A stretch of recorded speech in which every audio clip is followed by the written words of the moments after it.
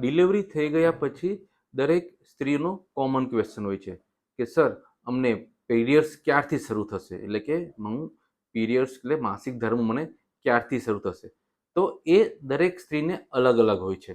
કોઈક સ્ત્રીને મહિના પછી શરૂ થઈ જતું હોય છે, કોઈને 3 મહિને થાય, 4 મહિને થાય, 6 મહિને થાય, 9 મહિને, અને ઘણાને વર્ષ સવા વર્ષ સુધી પણ થતું નથી હોતું. તો એનું રીઝન શું છે? નોર્મલી પ્રેગ્નન્સીના હોર્મોન્સ નોર્મલ થતાં 1 થી 1.5 મહિનો થતો હોય છે. પણ જ્યારે જ્યારે જોડે જોડે જ્યારે સ્ત્રી એના નવજાત બાળકને એટલે કે ન્યૂબોર્નને બ્રેસ્ટ ફીડ આપતું હોય, બ્રેસ્ટ ફીડ ખૂબ જ એક્સક્લુઝિવ બ્રેસ્ટ ફીડ એટલે કે એકલું બ્રેસ્ટ ફીડ ઉપર જ હોય, તો એવા કેસમાં એ લોકોનું નોર્મલ મેન્સીસ પીરિયડ્સ એ લેટ શરૂ થાય છે.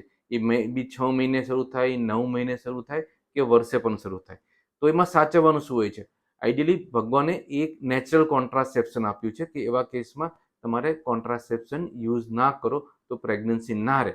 પણ સાચી પ્રેક્ટિકલી જોઈએ તો ગમે ત્યારે સ્ત્રી બીજ બનવાની શરૂ થઈ જતું હોય છે આ પીરિયડ્સ શરૂ થયા પહેલાં.